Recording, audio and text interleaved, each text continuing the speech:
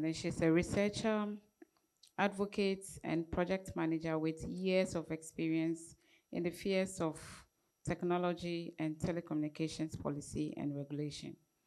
She possesses a BA in politics and law and an LLM in international legal practice. She's passionate about the immense social and economic development potential offered by the ethical use of the internet and new technologies such as artificial intelligence, cloud, and the Internet of Things. Her interest is in helping to shape the Africa approach to embracing fourth industrial revolution in an equitable manner. So Chiti, this is the Ghana School of Internet Governance, the 6th edition, and then we are ready to have your presentation. Thank you.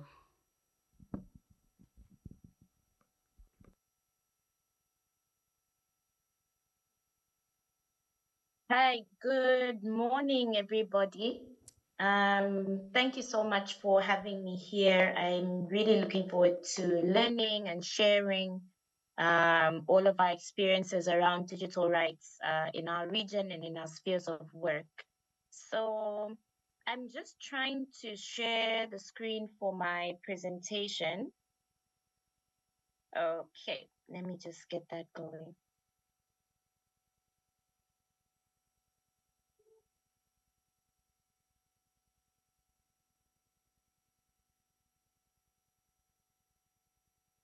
Okay, so I'll just ask someone to confirm that you can see my screen.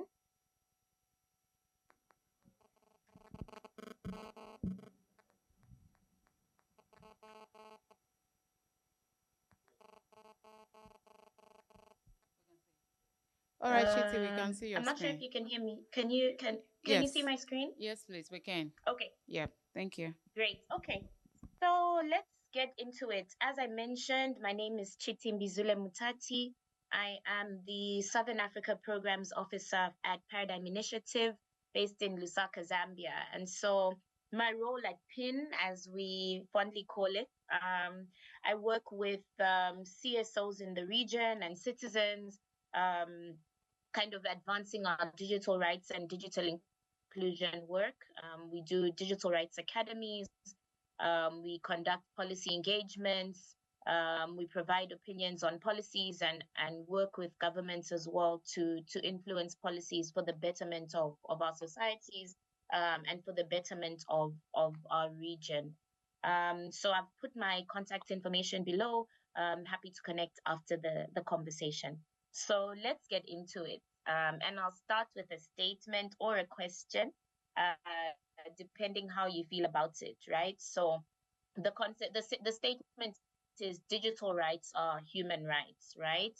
And yeah, so I'd just like to get us started with this session by thinking about what we believe about the concept of digital rights personally.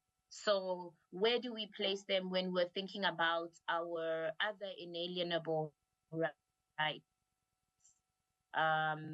What value do we place on them for ourselves, and then what value do we place on them for others? So my belief is that digital rights are human rights in our interactions in the digital context, right? So in our interactions in the digital sphere. So I don't view them as separate from our rights. I think that they overlap with so many other rights that we have and that we had even before the internet became this phenomenon, right? That we can't live without. And so although the term digital rights is one which has really only started to gain traction in the last decade, for example, whereas human rights have been around really as far back and as the foundation of the development of functioning democratic societies and democratic countries, sorry. So when we're talking human rights, obviously we talk about the Universal Declaration of Human Rights. Um, and the thought process now for us as practitioners is how do our human rights manifest in the digital space, right? How do our human rights still take priority in everything that we're doing digitally? And so how do we prioritize these digital rights? And then a more important question is, how do we then ensure that our governments, as well as big tech, are prioritizing them too. So,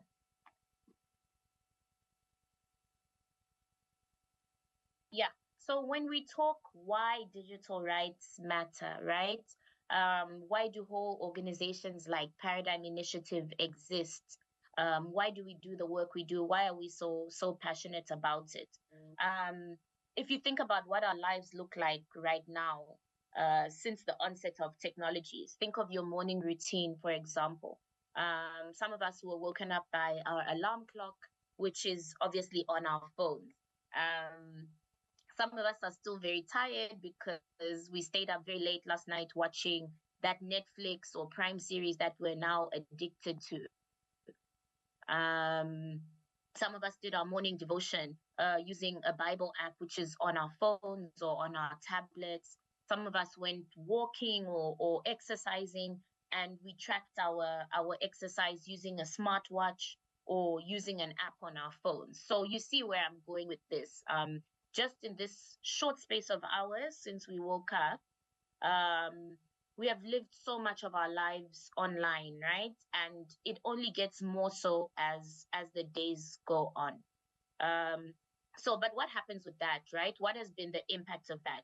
I'd say that the impact has been that we are opening ourselves up so much more through technology, right?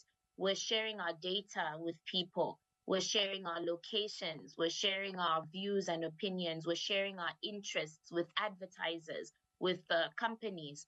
We're opened up to people who want to keep track of us, right? For example, some of our governments who have begun to apply surveillance technologies and rely very heavily on these as they focus or in their aims to consolidate power or to stay in power or eliminate what they may view as political threats, right? We see this a lot more and more in the world and in our region, and even in some of our countries. Um, and so this is particularly challenging, right? Especially if you look at issues around censorship, right? The ways in which technology and regulation are being used in some countries to actually censor what people say. Um, and more concerning it is for us, especially when digital technologies are playing an increasingly important role in how we engage with democratic processes, such as voting, such as making a decision between candidates, such as advocating for certain candidates or certain policies. Um, and so they're becoming so integral to these critical elements of our democracies. Um, and so these are just some of the reasons why digital rights are so important, why more and more we need to be discussing them and engaging with them, because if they aren't understood by citizens, then they won't be recognized, or they won't be as respected by governments and other people in the digital ecosystem.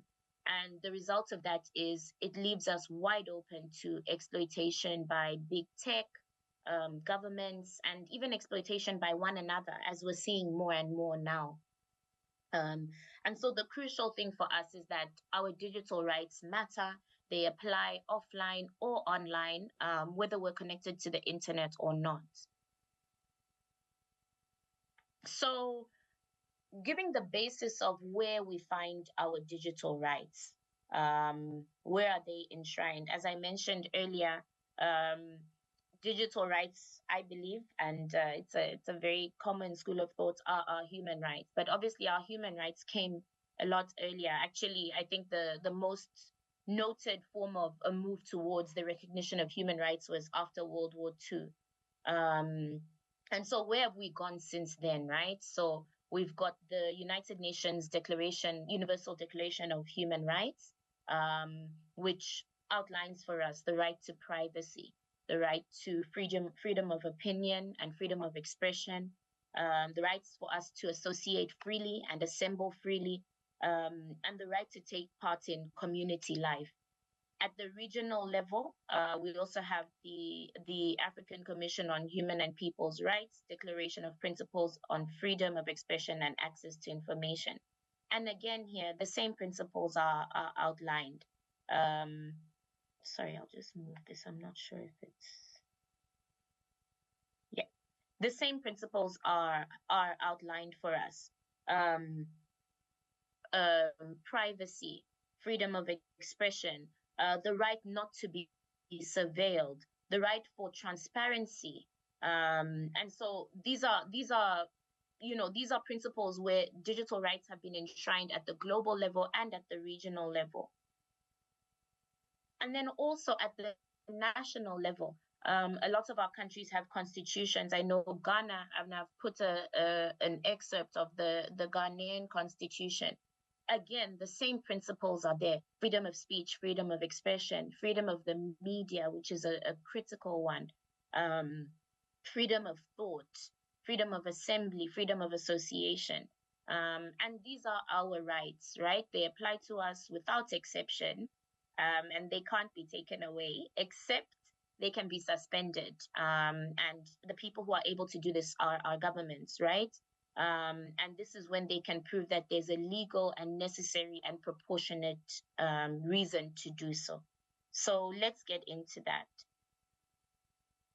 What has been the positives of the internet, right? I think we can all agree that when we think about what the internet has done and what digital transformation has done, there have been very, very positive developments.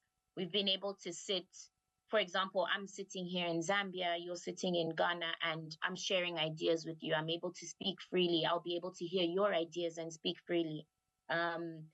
Distance education, when you think about the COVID pandemic, the way in which so many countries were able to completely go from physical lessons and switch and start learning online, so that schooling was not so significantly disrupted. We've had the ability to get mass amounts of information, which before we were not as easily accessible. As consumers, as citizens, we now have the ability to compare things. We can compare prices, we can compare products, and all that is using the internet. We're able to communicate. We're able to, as globalization has taken taken hold, we're able to communicate with one another and keep those bonds, going. But of course, there has been kind of what is termed as the dark side of the internet, right? We've seen the rise in the amount of information that's online that is, categorized as false news. We've seen the rising instances of abuse and harassment through technology, right? So abuse of women online, abuse of children. We've seen the societal harms that have developed. We've seen the challenges that have arisen around the more access to internet that people have received and the more access to devices. We're seeing, the impacts on societies through, for example, gambling, which has, online gambling, which has really taken root, particularly in Africa. We've seen addiction to video gaming, addiction to technology, addiction to devices. All of these have played a role in harming the fabrics of our societies in many countries. We've also seen cybersecurity threats and crimes, fraudulent activities. With the rise of mobile money, for example, it did immense work for financial inclusion. But obviously, because the digital awareness and the digital education side of it has lagged behind, we've also seen the rise of a number of crimes, such as, mobile money fraud, which has been taking place. Using a case of Botswana, for example, we have stories about people who have lost their entire pensions using mobile money scams, for example. We've also seen the rise in surveillance, as I alluded to earlier, right? Surveillance from governments has been a very, very concerning one, especially as they've adopted more and more of these technologies without our knowledge. And they are being used as we are using these technologies. So if we look at the African digital rights landscape, right? So taking the year under review, taking 2024 up until now, what have we seen? So in terms of internet shutdowns, we know that 2024 was actually the worst year on record. in terms of internet shutdowns. We saw at least 283 internet shutdowns in 39 countries. And this is an increase from the 201 shutdowns which took place in 40 countries in 2023. We're also seeing this tension, right, between national security. The tension between national security and our rights to privacy and to freedom of expression. So, for example, in Uganda, we know that the government has been employing CCTV surveillance technology, which it procured from Huawei to help control crime, the crime challenges in the country, right? That's the reason that they've given. And so it's a legitimate aim expressed, but what have been the impacts of it on ordinary people? What else have these surveillance technologies picked up about people outside of that crime area? What have been the guardrails there? These are all questions and discussions and information that the public is not privy to. And the surveillance issue is really huge. It's a number of governments, Morocco, Botswana, Zambia, Ghana as well. They're reportedly also using these systems to surveil, right? And again, these are all stated in the under the guise of national security, right? And so even the issue of a lack of transparency, which is very concerning, particularly as more and more governments are pursuing these digital transformation journeys. We've seen the issue of fake news, as I mentioned earlier, and the impact that disinformation and misinformation has had in Africa. And interestingly, we're also seeing new approaches that governments are taking in order to curb this misinformation and disinformation scourge that is happening. So in Malawi, for example, the regulator there has actually procured what it is calling a misinformation software. Interestingly enough, it was actually procured from a Ghanaian software company. And so it has now reportedly implemented this on its social media platforms, right? And so the question there is, are there risks of mass surveillance of people, right, as they use social media? And what will be the impacts on people's freedom of speech or ability to actually go online and express their concerns or express their criticisms, particularly concerning for Malawi, because they're heading to a national election this year.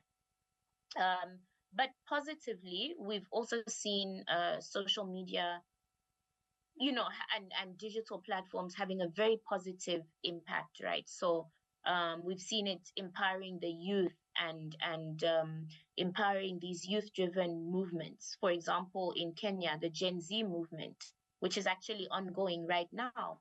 Young people are mobilizing through social media in an organized way, and it's enabling them to protest elements of their country's leadership which they're not happy with.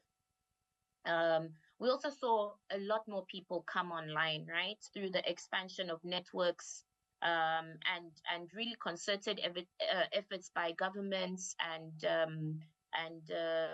private vendors to lower the costs of connectivity. And so, what has this done for small businesses? What has this done for youth-led SMEs, for digital literacy, and for the ability of students to really learn online and improve their lives? So, with that overview, I want to actually look at 3 areas more in detail. And so these will be data privacy, freedom of expression, and then surveillance. So under data privacy and privacy in general, we've already established that your right to have the protection of your data is enshrined, right? Your right to privacy is enshrined. However, this is an area that many African countries are still grappling with. For example, in Africa, only 36 of our African countries have data protection laws, right? And even with those who do, in a number of those, the implementation has been very, very weak and very much lacking. And this is attributed to, factors such as very low levels of oversight capacity for the authorities, limited resources provided to these data protection commissioners. And the result of that, obviously, is that people's data is still being open, it's still being left open and without protections, right? And it's still, open to being grossly misused, either by governments, even by social media platforms, and even by corporations. The second is freedom of expression. And so, freedom of expression is, it's very widely accepted and recognized as a key tenet or a key foundation of a well-functioning democracy. So if you want to judge how well a democratic country is actually functioning, you can just look at how easily and how freely its citizens can critique or criticize government or functions or services without receiving backlash. And more in the region, we're seeing governments take a very, very harsh stance on people expressing themselves online. The arrests of journalists and political opposition, and even ordinary citizens have really ramped up. And, you have to think about this in terms of what is the impact of this, right? So what is the impact on people who use social media platforms as a place to assemble, right? A place to coalesce. So activists, for example, or politicians, for example, what does this do to democracy? And so, but at the same time, you also have to look at how are our laws supporting or actually dismantling this right to freedom of expression. And it's an issue that we're still struggling to deal with, I think, in a balanced way, right? Because we are also seeing the kind of the challenges that people, the challenges of people misusing their rights to freedom of speech, right? Again, we go back to, things like fake news, things like attacks of people being attacked online. And so it brings us back to this kind of tension or the question of, my right ends where your right begins, right? In terms of how I can use my freedom of expression. And then the third area that I wanted to hone in on was around surveillance as excuse me, surveillance and interception. And so, as I mentioned earlier, surveillance is really, really on the rise on the continent. Governments are allocating more and more of their defense budgets and their spending budgets to the procurement of surveillance technologies from different parts of the world: China, Israel, the United States, for example. And on the main, these procurements are being done and surveillance technologies are being implemented under the guise of national security, right?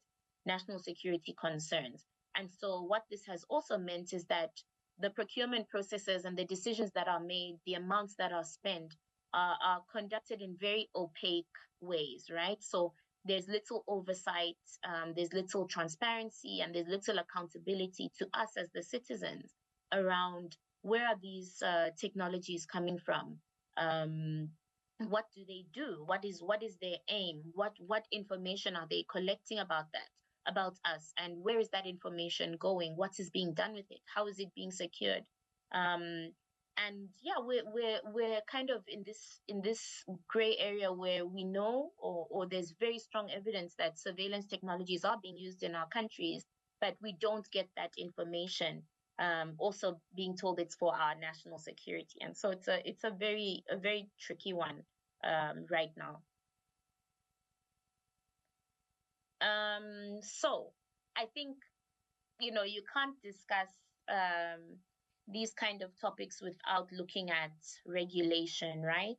And I think one of the really topical legislations right now, and one of the areas where governments are really having to walk a tightrope is cyber legislation, right?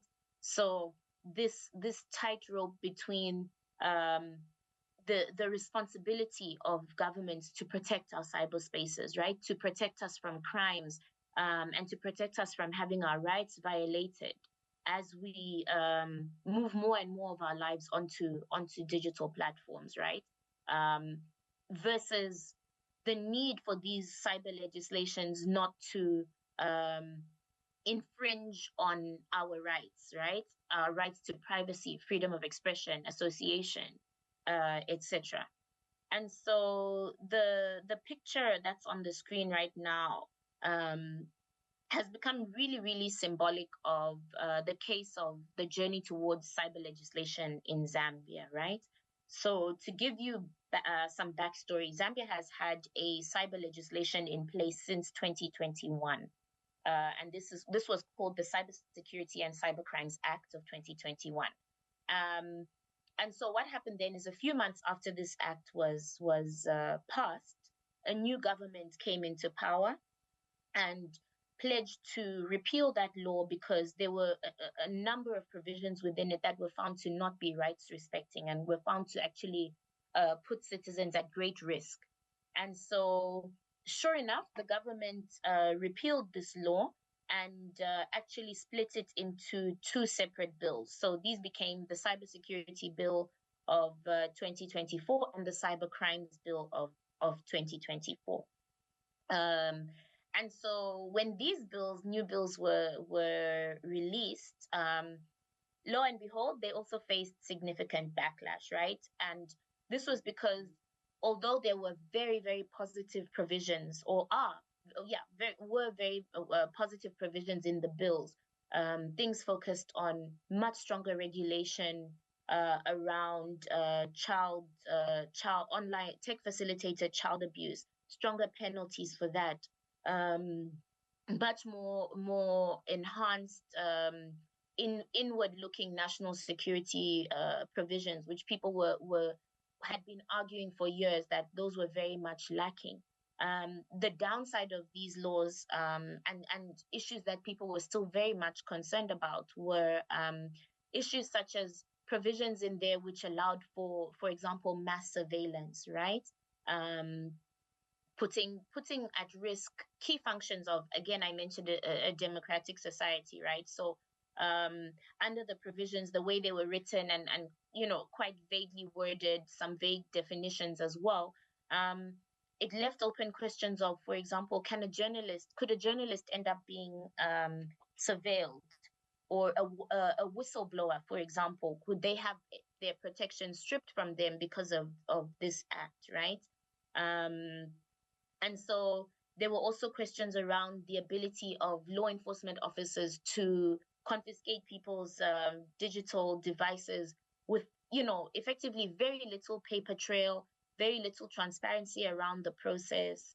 Another big concern was that the authority which was to be established to actually basically govern this law, it is set up and selected by the office of the president. So that obviously was now raising issues around, the level of independence and how objective this body could really be, this watchdog could really be.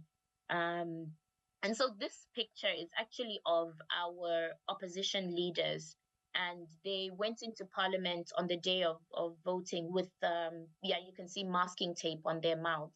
And it has become quite symbolic of, the backlash and the concerns that people had. But ultimately, the bills were passed, and they're now law in the country. And so we're all watching very carefully as civil society, as citizens. We're watching very carefully to see, how will these laws be enforced, especially as Zambia is heading into a general election next year, right? But these kind of laws certainly, they raise issues around, this kind of dichotomy between legislation and, its impact in practice, right? In real life, how it's actually enacted and employed, right? The risks to the shrinking of civic spaces, whether these laws are actually advancing some interests at the expense of others, and also whether these laws are actually progressing, right? Are they contributing to closing the knowledge gap, or are they actually, widening the knowledge gap? So this is a very topical issue, and it's not just Zambia. Lesotho, for example, will be developing its cyber law. There are a number of countries where cyber legislation is just one area where there's a very big push and pull between, the need to protect citizens, but also the need not to, infringe on their rights and put them at risk. Yeah, so I will just take you through, sometimes after seeing a presentation like this, I think we can find ourselves asking, what can I do, right? What is my role, or yeah, how can I work on digital rights in my country, in the region? So I'll just take you through a few of Paradigm initiatives, and we can, chat about those after in the question time. So the first thing I'd like to introduce you to is our digital rights and digital inclusion report. It's called Londa. And so so okay, I have it here actually. So this is our Londa report, and the most recent version is our 2024 version. And we have, so okay, here it is. So the link I've put on the presentation takes you to our Londa page, where it dates back as far as 2022, and you can use it to just chart your country's digital rights and digital inclusion journey over the years. So Ghana is actually in Londa for this year, and so I'd really greatly encourage you as a first step to download the report and just go through it. And it gives a very, very good overview and understanding of the state of digital rights in the region and in specific countries. The second tool that I'd like to show you is Ayeta, which is actually our digital security toolkit, which was developed by Paradigm Initiative with a focus on ensuring that digital users have all the necessary protections that they need, right? So I'm sure you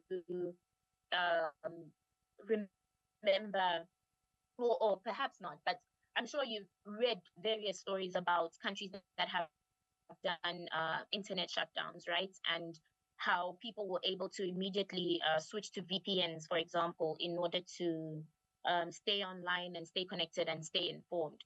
And so that's just some of the information that our toolkit offers, some of the information our toolkit provides, but it's really just a good first place to do a self-assessment of your digital security.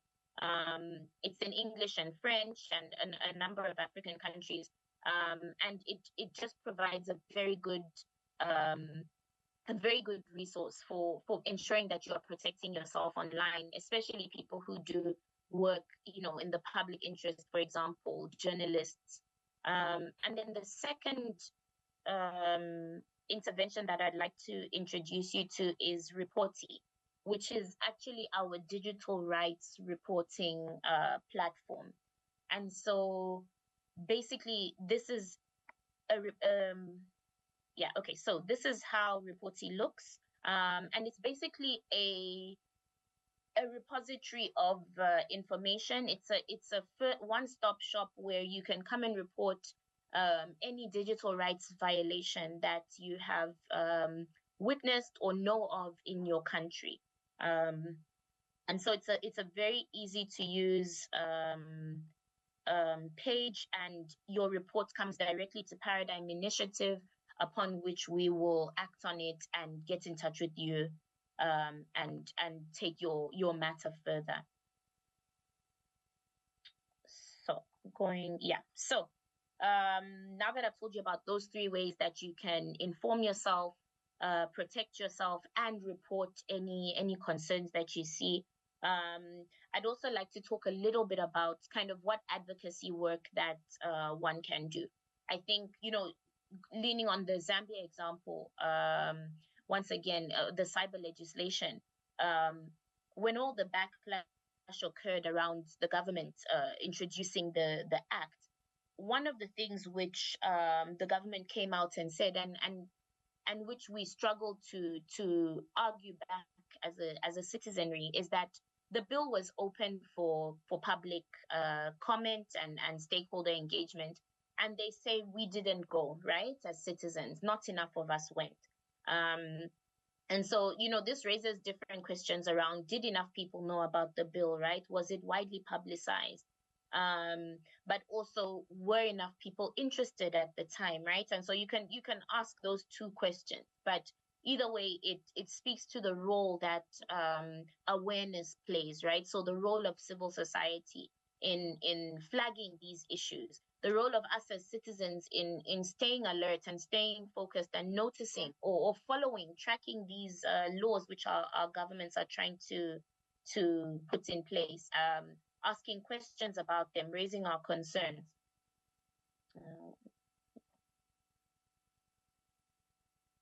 And raising our concerns about them. So we are kind of the first line of defense, right? Before a bill like this can go and be put into and be enacted, right? Where are we in this? Where is our criticism?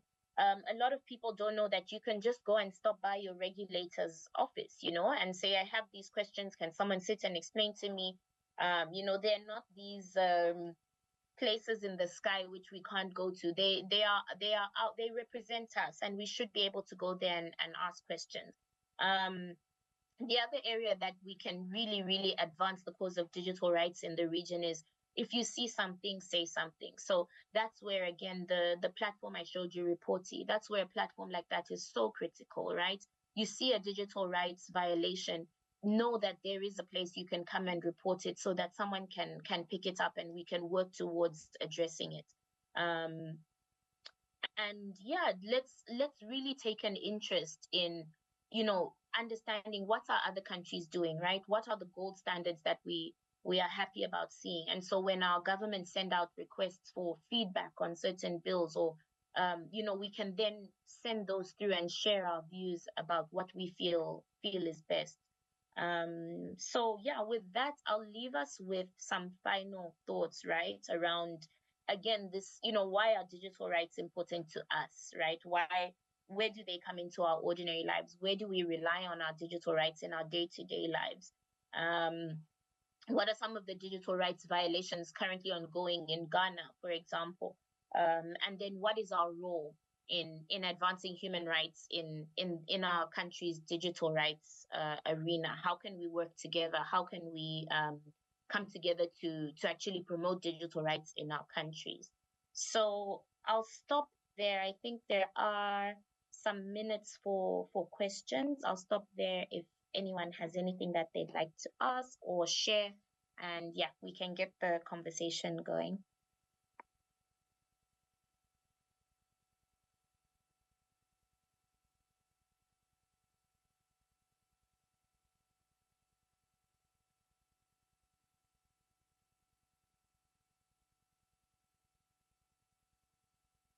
Okay, thank you so much. All right, so we have questions for you. Thank you very much, Madam, for such an enlightening presentation. I have 2 questions that I want to ask. The first one is that, at what point will you say that surveillance and interception can be of benefit to national security in protecting the borders of a particular nation? And the second one is that, does digital rights necessarily seek to allow everyone to conduct themselves however they want online? Thank you. should I also ask some? Okay. Should other questions come, or you would respond as and when? Which one Okay, works I for think you? I can respond as and when because my brain isn't so big to remember everything. All right, all right. Right. Yeah, so look, as I said, this issue of surveillance and interception, it's a very tense one, right? Because I think one thing that we really can't get away from and that we all agree about is that the world is an increasingly dangerous place from when were all growing up, right? If you think of, for me, I always think of one incident that really changed the perception I have of the world and the way I view the world is the attacks on the Twin Towers, right? 9/11. I always remember the first time I ever went in an aeroplane. The pilots invited us into the cockpit and we were actually able to stand in the cockpit and he showed us all the buttons. And I remember this actually happened while we were flying, right? Ever since 9/11, the one thing I know about airplanes now is that the pilot, once he's in that cockpit, he does not leave, right? He remains in the cockpit and no one goes in there, right? And so, it's just a little example to show how much the world has changed and how much threat exists in the world, right? Obviously, terrorism is a very big threat. We know that organized crime is a very big threat. The syndicates around, the exploitation of women and children, trafficking of women and children. So the one thing I think we can't get away from is that we have dangers, and we also can't get away from knowing that one of our government's main roles, is to keep us safe. Now, a lot of them are now leaning towards surveillance technologies, and these technologies have become so sophisticated, right? But what have these surveillance technologies allowed for? They've allowed for governments to track terrorists. They've allowed for governments to break up syndicates, crime syndicates. They've allowed for governments to, sorry, my video is acting up. Yeah, they've allowed for governments to keep their citizens safe from legitimate threats. But what we also have to acknowledge we can't get away from is that national security has now become this term that some can argue very deliberately loose in terms of defining it, right? And they're now being able to rely on just these words. Oh, this was done in the interest of national security. Very little accountability, very little information provided back to the people. What national security threat was it? What were the issues that you were using these technologies to, on the people for? Have ordinary people been caught up in these technologies? What are the risks of that, right? And so to answer your question after that really long introduction, I think at the point, it's very hard to pinpoint, right, at what specific point surveillance technologies will be beneficial. I think what I would say is that there is very clear evidence that some surveillance technologies have been very crucial, right, in the interest of protecting us from very legitimate threats. The risk now that we have is that more and more governments have become too comfortable relying on the word national security in order to simply allow for the surveillance of even sometimes their political enemies, or the surveillance of journalists who are breaking certain stories, the surveillance of civil rights organizations who are simply putting up a resistance to elements of governmental rule which are not acceptable, which are not good for the people. And so I think we need to delve more into that around, what are the benefits? What are the actual benefits? But are the risks now beginning to outweigh those benefits? And do we need to now put in place some regulations? Do we need to now put in place some guardrails around how these surveillance technologies are deployed in our countries? And then I don't know that I caught your second question very well, but were you saying, does digital rights simply allow us to do any actions that we want online? Yes, please. Okay, so for that, I go back to the point I raised right earlier, which was that for me, my belief is that my digital right ends where your digital right begins, right? So I have the right to go online um, and post whatever I want, right? It's my social media, it's my right. But you have the right to your privacy. So meaning I can't go online and post your home address, for example, and then say no, I was exercising my right to freedom of speech, or I was exercising my right to be free online. And so I think that's a very good marker for when you are trying to work out. Oh, so the simple answer to that is no. Um, Digital rights, we're not saying that anyone should just be able to go online and do whatever they want. I think more and more we're all recognizing that we do need some sort of regulation. We do need some kinds of guide rails around how we are using the internet, right? This approach that social media platforms are taking, where they are essentially leaving the people's regulation of social media and the content they post to themselves, it is not a safe approach.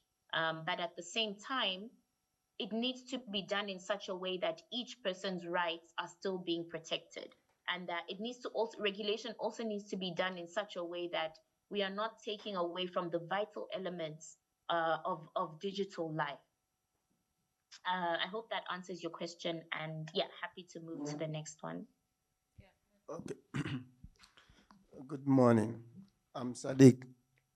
So please, I want to ask, what are how realistic is the fact checking method and fact checking systems that people have been deploying? And also, like I do see foundations coming out trying to act like they want to fact check people's, then help in maybe the fake news and other issues like that. But in a scenario, let's say there was a top government contract that was going on, and someone in that meeting leaked something to me as a journalist to post on my social media. Because of the sensitive nature of it, is not available to any other person but from that source. And I would also want to disclose my source. But an organization came out without having access to the database of where I got my information, declare my statements fake news, which maybe at the end I'm taking through all the legal steps because I've published fake news. But maybe in 2 years, 3 years later, it comes up that that database is now accessible, and what I've said has been processed through the fact check system, and it's now proving that I was telling the truth. So how do we? Is okay? Is misinformation and disinformation not a human problem, or is what's the name, a system problem? Because mostly we are always looking at it from the technology part. Social media is the one maybe spreading the fake news, but how many of us are willing to, when your child asks you, your 7-year-old asks you, mommy, what is sex, how do we answer it? Do we usually tell them the truth? So is it a human issue, or we should always be blaming technology? Thank you. Thank you, Sadiq. That's a very, very interesting observation, and I'm inclined to agree with you. I think only focusing on technology, right, as the conduit for this fake news, as we have termed it, misses a very, very critical issue, right? Which is, again, I go to our our responsibilities, which are explicitly tied to the rights that we have, right? The rights that we are given within the digital space. So I'll go to your first point about how realistic is fact checking. So okay, if we take for example the COVID-19 pandemic, right? I think that is one example. When we look back now, it's one example of just how um what's the word I'm looking for? How I want to say deadly. How deadly the risk of or the impact of misinformation and disinformation could be, right? And this is regardless of which side you stood on the issue. Even if you take the vaccine discussion, for example, there was so much misinformation and disinformation on either side of that argument. And when you now look back on it, how many people relied on that information? When you think about your grandmother, for example, back home, who would send you these WhatsApp messages, or who, when you talk to her on the phone, checking on her, she's telling you all sorts of information about COVID-19, which is not true, right? People were saying, no, you have to drink this, don't go to the hospital, things like that. And so I think that really it just drove home how much of a risk misinformation and disinformation are to our societies, right? To our health, to our mental well-being, to the decisions we make, to the way we vote, to even the products that we buy, right? Misinformation and disinformation is so impactful. And so if you ask about how realistic is fact checking, I think in anything, there's no way of 100% saying this is a foolproof solution, right? But I think the aim of fact checking, at least, was to be able to put in place a first line of defense, right, to information that is grossly untrue or misleading or puts people at risk, right? And I think this is where even the use of AI became quite quite a very good use case, right? The integration of AI into fact checking programs, right? Where almost immediately, where it was very clear that there was an opposing source of information and it was from an official source, it was able to be flagged and attached to that post, for example. Now, there were much more challenging forms of misinformation where it wasn't as easy as AI would be able to just immediately say this is false because see this link to the official information. For example, there were some issues that were a lot more nuanced, which needed a lot more time, and an opposing view needed to be formed. And so then we now leaned into issues around how long fact checking actually takes, right?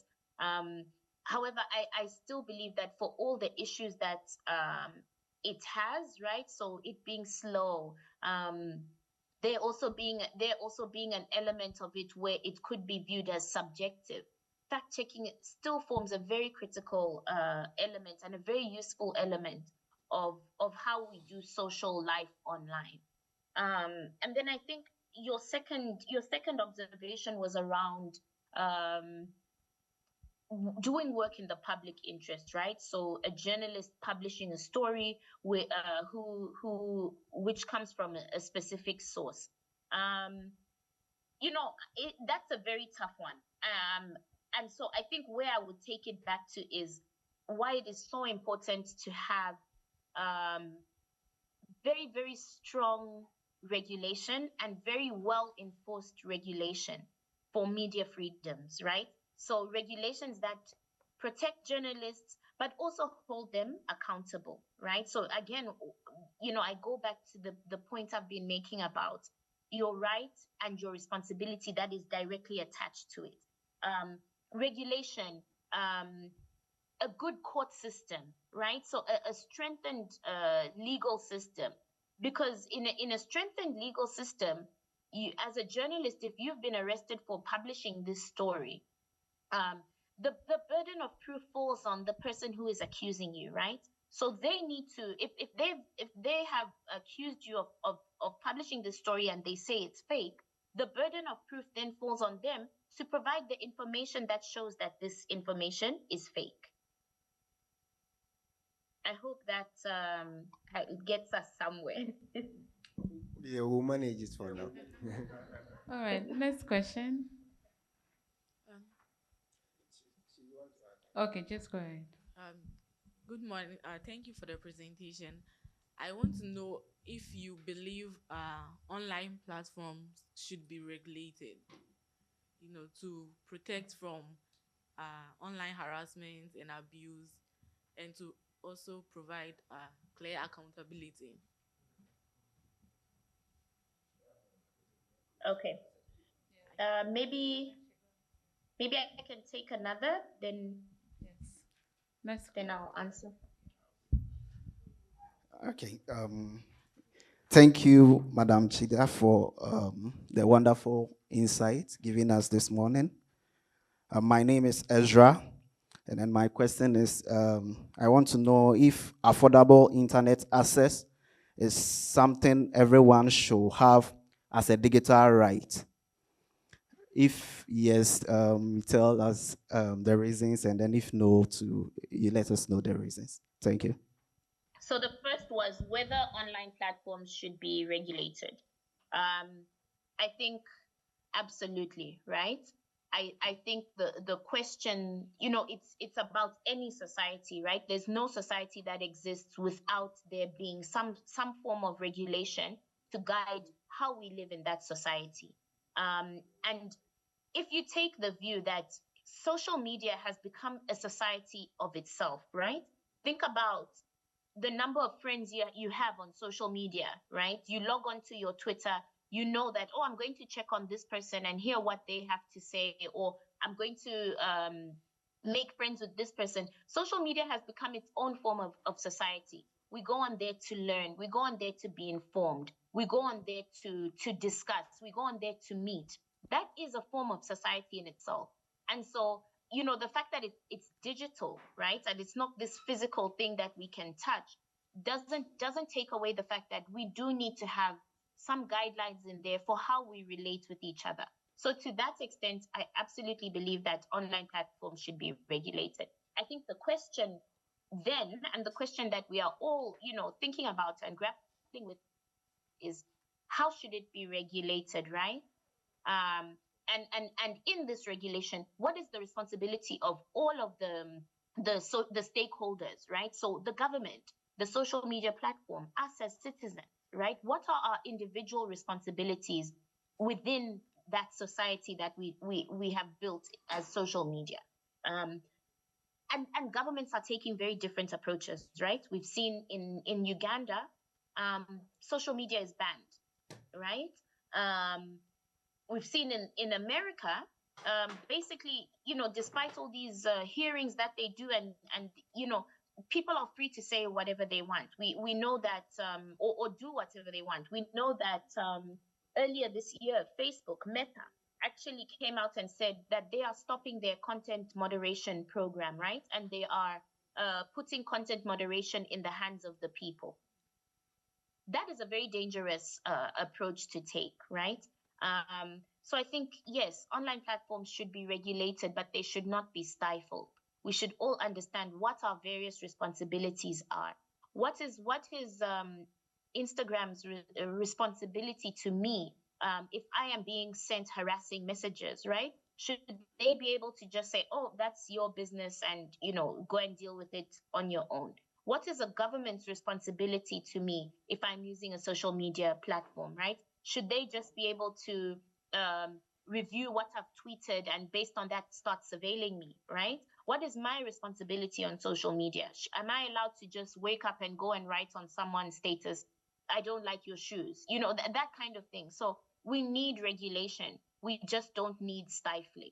But regulation and our responsibilities are very required for us to ensure that social media still remains a place for development and for positive growth. And then the second one is affordable internet access, something people should have as a right. Absolutely. You will remember that at the beginning of my presentation, right? I talked about what have been the benefits of social media, not social media, of the internet and of the digital world, right? People have access to information about many things. For example, in Zambia, I know that whenever we have a cholera outbreak, the first place that the government gives us this information is through our cell phones, right? And it extends even beyond that. People are learning on social media. People are running businesses using social media. And so on the basis of that, if it's not a digital right that each person has the right to be included, what happens is that the marginalized are not getting the benefits of the internet, right? They're not getting the benefits of the digital world. A lot of our countries are now on digital transformation journeys, right? And so if access is not granted to every person, are we all benefiting from that digital transformation equally? Or are some of us being left behind? Is the digital divide just widening? So on that one, I would say it absolutely is a right. Okay, thank you. Next question. All right. Okay, my name is Christabel. So this is more of a personal experience. In your presentation, you made mention that national security outweighs our right to privacy, and at another point in your slide, I saw that our biometric data had some risks associated with it, especially during elections. So personally, I have issues with how biometric data is collected in this country, because I don't understand why every national ID card that I need, they have to take my biometrics all over again. And even they capture your biometrics for one card. After some years, they tell you we have to do that same card again, and they have to capture your details all over again. So in this case, from your view, at what point do we have to balance the digital rights of citizens with the national security goals of the country?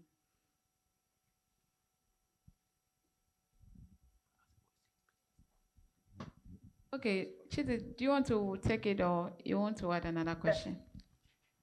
You can add another. All right, next question. Yeah. Okay, good morning. I'm Chris.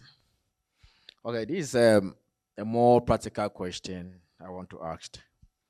You know, whenever we have this public Wi-Fi, free Wi-Fi, people can pick trotro more than 7 miles just to go and access this public Wi-Fi because it's free.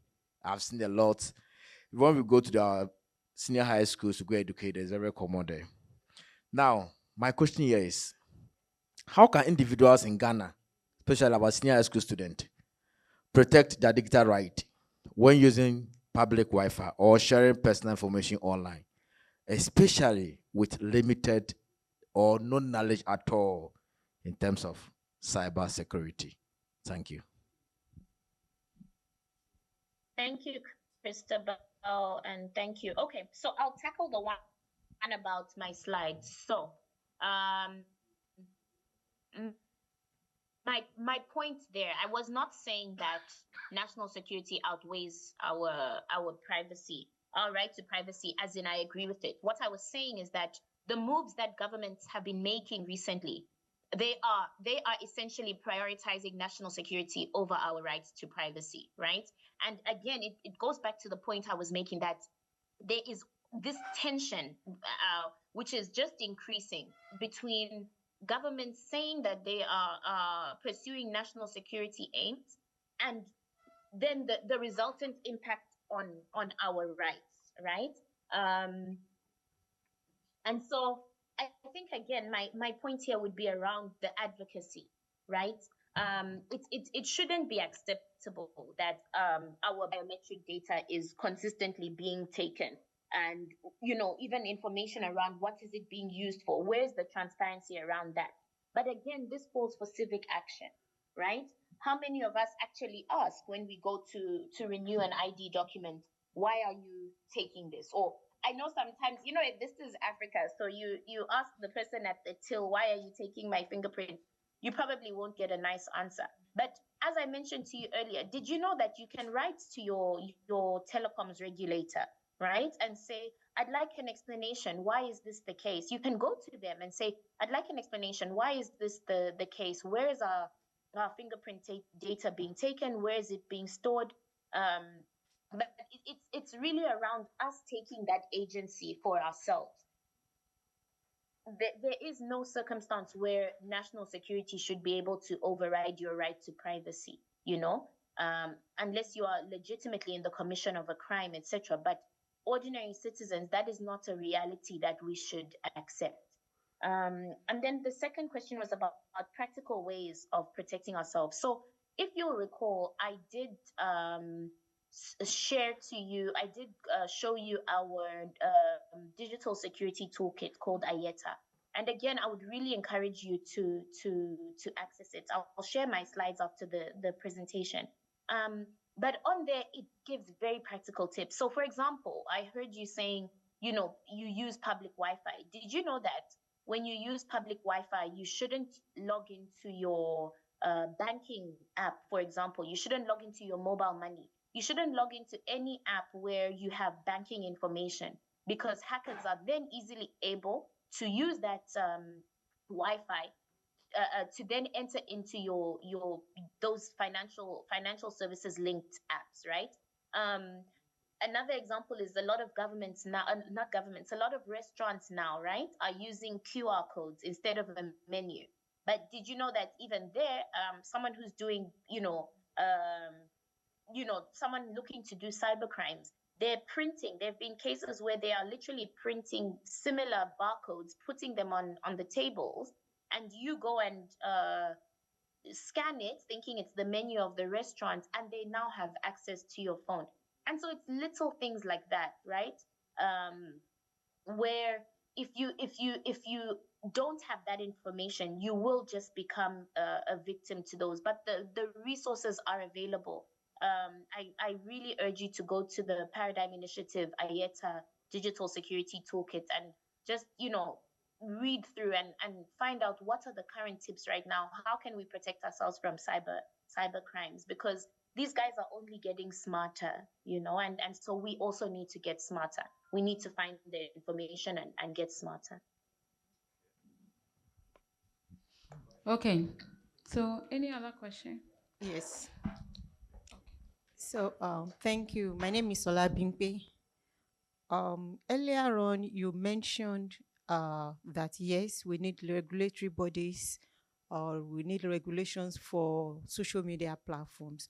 Could you please mention some of these, if there are any, or if there is any, some of these regulatory bodies we have at the moment that one can report to? Because yes, I know social media platforms have that feature of you making reports of abuses on social medias.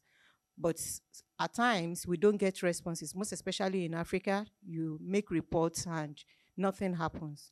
So are there regulatory bodies that you can report to and instantly you get justice? Okay. Should we add another? Sure. Okay. Yes, so should I go on? Okay, so thank you so much for the insightful presentation. So I would like to ask, I want to know, what advice would you give to student activists who want to speak online but are afraid of backlash and surveillance? Okay. So Chiti, should we add another? Sure. Okay. Yeah, you can add another. Okay. Yes, so my name is Yusuf, and my question is, do you agree that online businesses should be taxed? Because the last time I was searching through and I could see that the GRA is trying to implement these tax forms on online businesses. So what's your take on it? It could be a personal opinion. Thank you. Thank you. Okay, so I'll tackle the issue of regulation of social media. One of the main differences in applications of regulations, right? So, for example, as I said, you look at the United States, where there are, there are regulations put in place, but essentially the government has really taken a hands-off approach of social media, right? In terms of laws around content moderation and fake news, etc. You look at, for example, Uganda, which I mentioned, where the government there has just said, we're not going to deal with it, it's banned. You look at Brazil, for example, again, where just last week, the Supreme Court actually ruled that social media platforms cannot just say, oh, we have no responsibility for content moderation, that is between the users, right? They said, no, you have a responsibility to users to make social media a safe place and for accountability. So we're seeing very different applications of regulations. And so then it also follows that there is no one regulatory body that one can report to. But I take you back to what I said about Reporti, the platform I introduced you to. And it's not the only one. There are a number of platforms in the region. Of course, I would want you to use Reporti because I can vouch for it. I know how good we are at monitoring digital rights violations and assisting people. So for me, I would say that's the place to go to. Don't just rely on the social media platform, which, as you said, sometimes they don't even respond or they don't even do anything to you. Record your report on Reporti. Get in touch with us and say, this is the issue I'm facing, right? Send us the evidence of it and get assistance in that way. Let us let's really look to resolving these issues using the platforms which are actually available and are actually active. And then the question about what I would advise a student activist. This is a very difficult one, right? Because it also touches on the work that I do at Paradigm Initiative, the work that we do, right? We are activists as well. And the stance that we have taken is that we will speak truth to power, right? But I think that especially in the climate we live in now, no one can tell you to speak truth to power at the expense of your safety and at the expense of your peace of mind, right?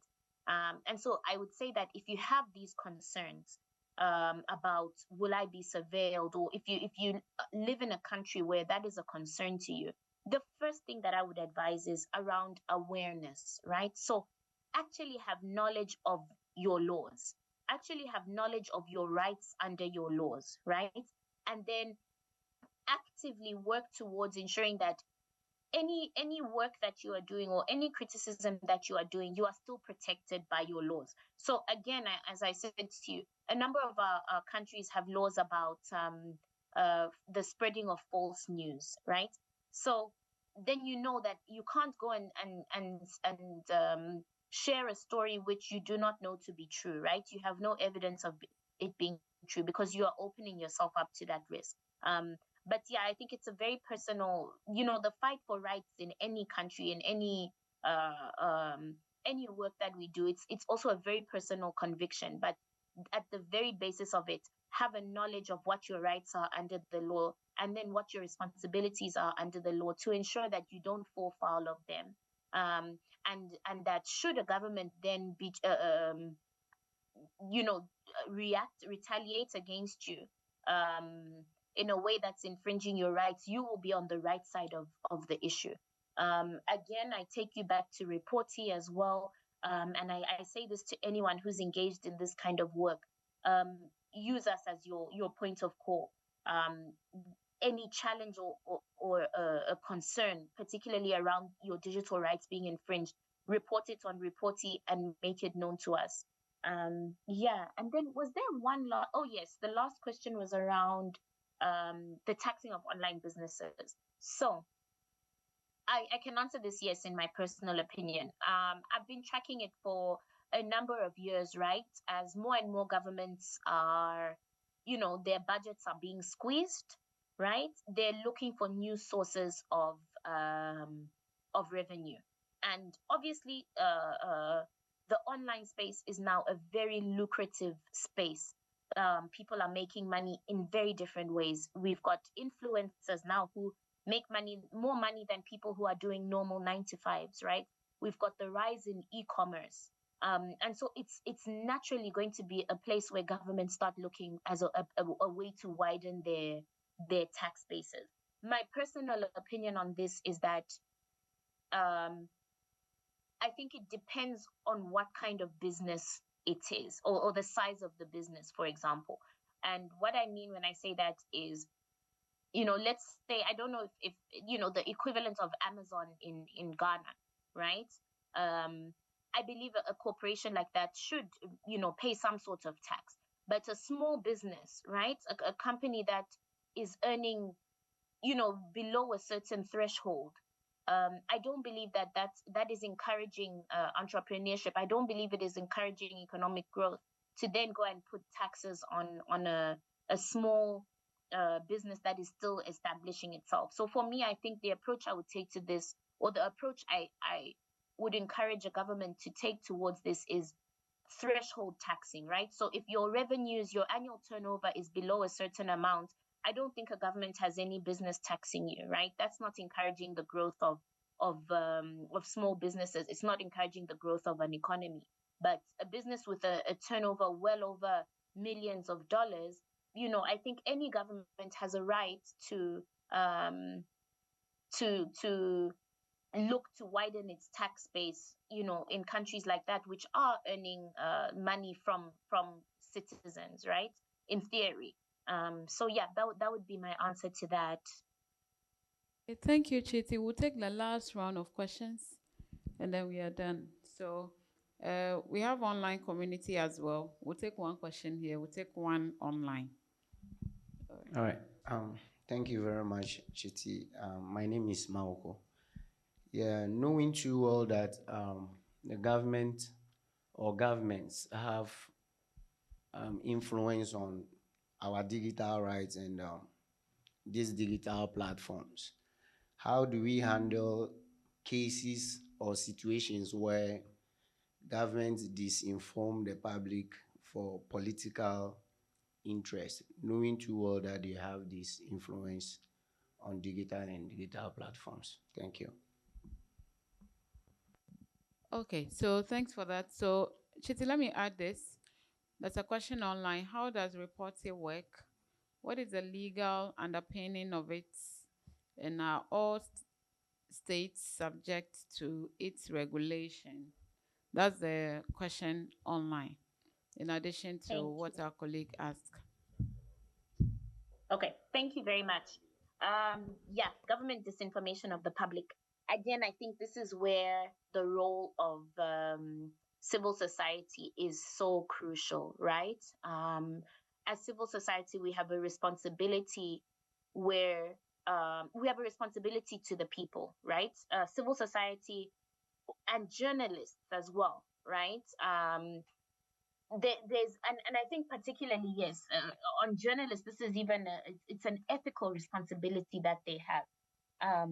If a story has been published, or information is being put out by the government which is patently false, the role of the media is to then check that, right? The role of the media is to serve the public with the information that it knows to be correct. And so this is why a strong media fraternity is very important. An empowered media fraternity is very important in a country. And this is where you find that when a government is heading towards, authoritarianism, etc., one of the first areas that they look to undermine, we know, is the media, right? Because if there's no credible media, there's no strong media able to check them and counter what they're saying, then they can get away with saying whatever. And so that's why it's important in countries where we still have a strong media and we still, to a large extent, have protection of our laws. The minute we see that, we say something. If you see it, say something. And then, how does reporting work, and what is the legal underpinning of it, and are all states subject to its regulation? Okay, Okay, so just to clarify, Reporti is not a regulator, right? It's a paradigm initiative program. And essentially, what we do is we are a digital rights monitor for Africa. And so essentially, we are open to anyone who sees a digital rights violation. So, for example, when the internet shutdown took place in Zambia during our last elections, a person could go on Reporti and report, my president shut down the internet from this and this date, or the internet is still shut down now. Paradigm Initiative is then able to contact lawyers in that country and work towards now the legal redress for that wrong that has taken place. We also get cases, for example, where someone is being harassed by by money lending platforms, right? Their information is being shared, or they're getting threatening calls. We are then able to also step in there. Someone's information was shared, we're able to step in there with, whether it's legal action or mediation. But I want to really specify, we're not a regulatory body.